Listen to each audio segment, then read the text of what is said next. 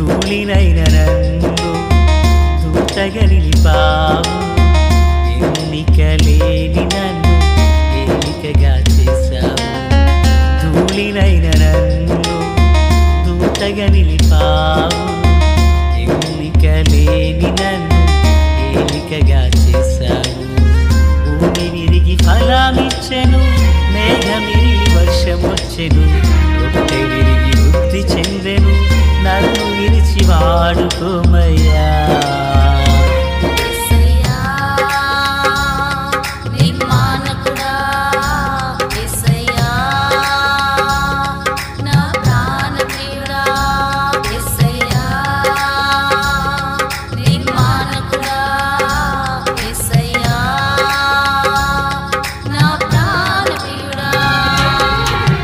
ధూళినైన నన్ను దూతగా నిలిపావు, ఎన్నిక లేని నన్ను ఏలికగా చేశావు.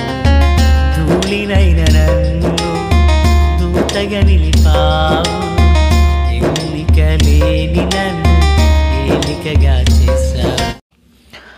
మన ప్రభు అయినటువంటి యేసుక్రీస్తు వారి పరిశుద్ధమైన నామములో తండ్రి అయిన దేవాది దేవునికి నిత్యము స్తుతియు స్తోత్రములు, మహిమయు ఘనతయు ప్రభావములు యుగయుగములు ప్రభునకే చెల్లునుగాక. ఆత్మీయులారా, బాగున్నారు కదూ? ఈరోజు పునరుత్థాన ఆదివారం. దేవుని బిడ్డలుగా మనం ప్రభు సన్నిధిని నిలవవలసిన వారమునై ఉన్నాం.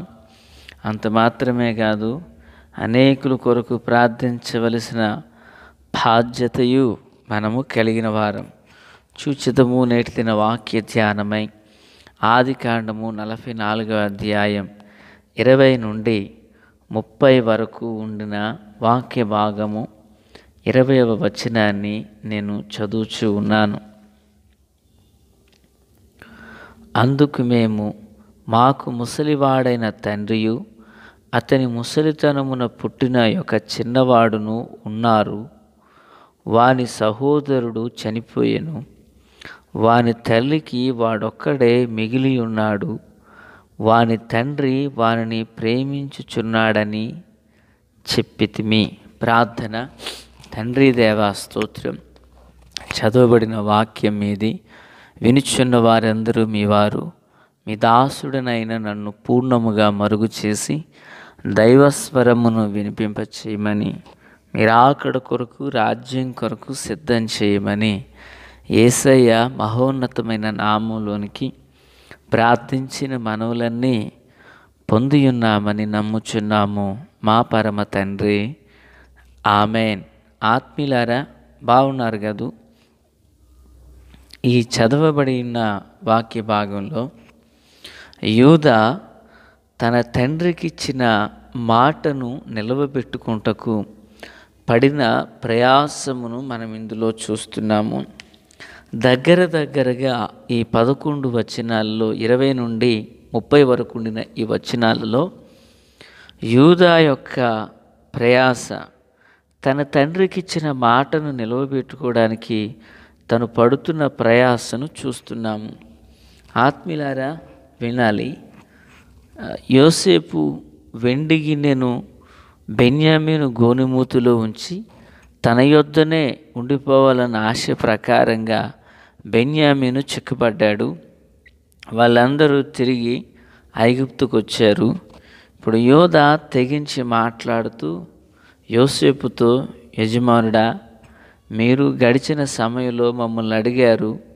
మేము మా తండ్రికి 12 మంది సంతానము, ఒకడు చనిపోయాను, ఒకడు తన తండ్రి సమక్షంలో ఉన్నాడు అని చెప్పాము. మీరు వాడిని తీసుకొస్తేనే తప్ప ఆహారం ఇవ్వనని చెప్పినప్పుడు మా తండ్రి మాతో కూడా అతడిని పంపుటకు ఇష్టం లేని సమయాన మేము మా తండ్రిని ఒప్పించి తన ప్రాణానికి నా ప్రాణాన్ని అడ్డుగా పెడతానని నేను బదులిచ్చి అతన్ని తీసుకొచ్చాను. ఇప్పుడు ఒకవేళ అతన్ని గనక నేను తీసుకువెళ్ళి నా తండ్రి ఎదుట నిలవబెట్టకపోతే నా తండ్రి ఎదుట నేను దోషిగా నిలవబడతాను. కనుక నా తమ్మునికి బదులుగా నేనుంటాను.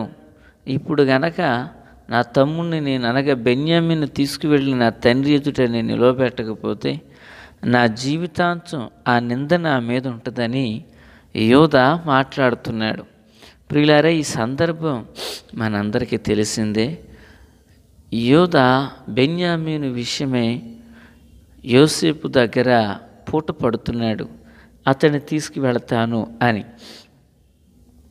గమనించాలి, యూదా జీవితం కొన్ని బలహీనతలతో కూడినది అని గడిచిన సందర్భాలలో వర్తమానాన్ని మనం విన్నాం.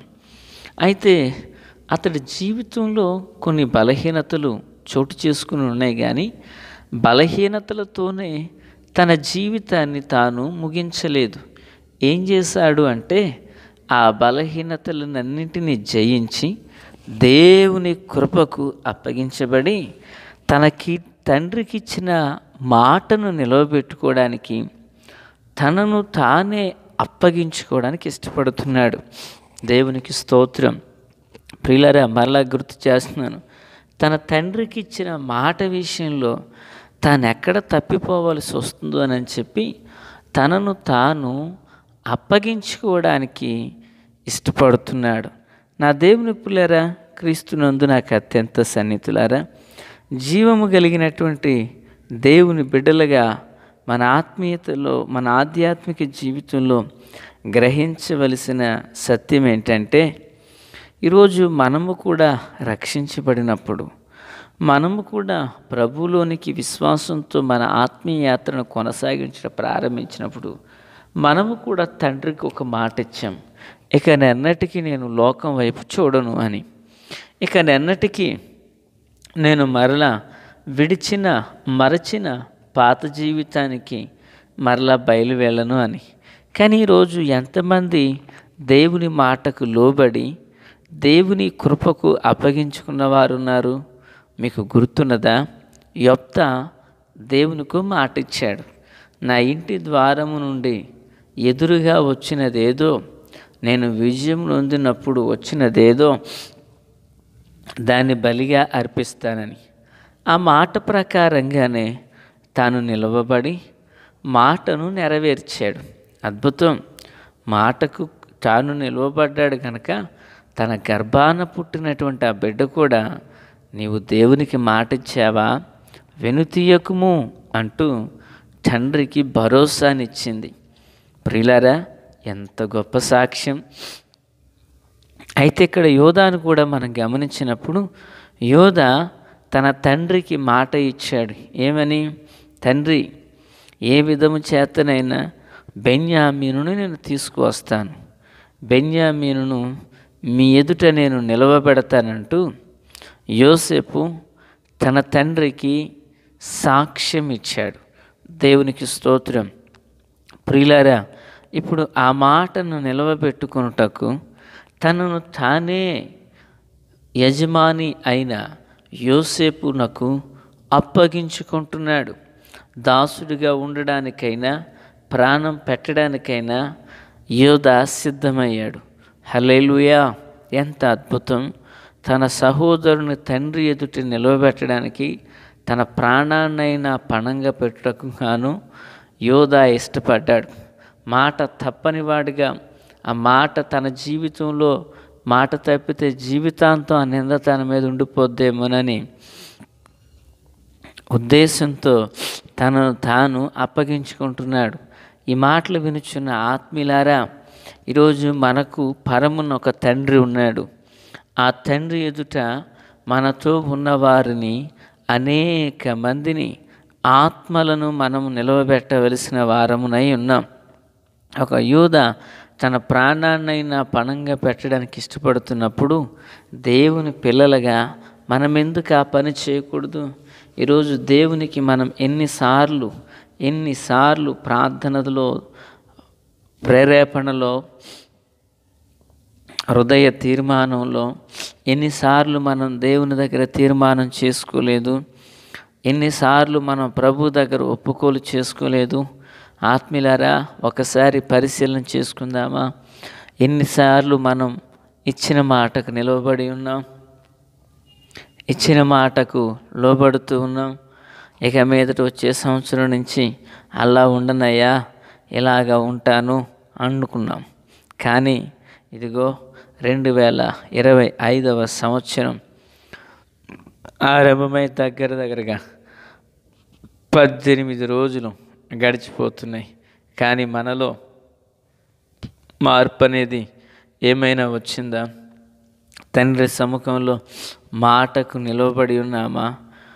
దేవుని పులారా, మాటను మనం తప్పిపోయిన వారిగా ఉంటే మన గర్భాన పుట్టిన పిల్లలు కూడా మాటను తప్పిపోరా? వాక్యం సెలవిస్తుంది, దేవుని గుడారంలో నిలిచే వ్యక్తి అంట మాట ఇచ్చినప్పుడు నష్టం కలిగిన ఆ మాట తప్పకుండా ఆ మాట ప్రకారం జీవిస్తాడట. దేవునికి స్తోత్రాలు.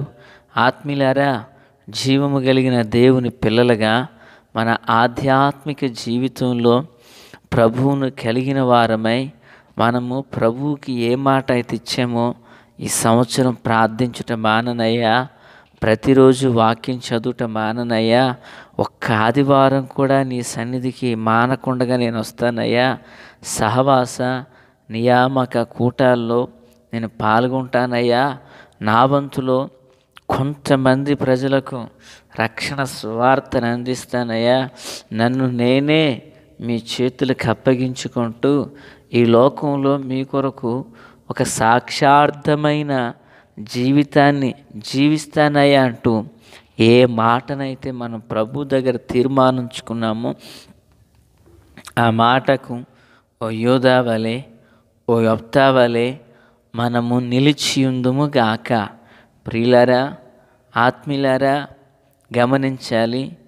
యొప్తా మాటకు నిలిచాడు గనకనే యొప్తా కుమార్తె మాటకు నిలిచిందండి. యోధా నిలిచాడు గనకనే యోధా గోత్రములో నుండి వచ్చిన మన రక్షకుడైన యేసయ్య అలాగునే తండ్రి సమక్షంలో అప్పగించుకుని మాటకు నిలవబడి ఉన్నారు. ఆయన రక్తాన్ని సేవిస్తూ ఆయన శరీరాన్ని భుజిస్తున్న మనము ప్రభుకి ఇచ్చిన మాటకే లోబడి ఉందుము గాక. తండ్రి దేవా స్తోత్రం. వాక్యమందరి హృదయాల్లో ఫలభరితం చేసి మేలుతో నింపి నడిపించమని యేసయ్య నామమున అడిగి వేడుకొనుచున్నాం మా పరమ తండ్రి. ఆమెన్.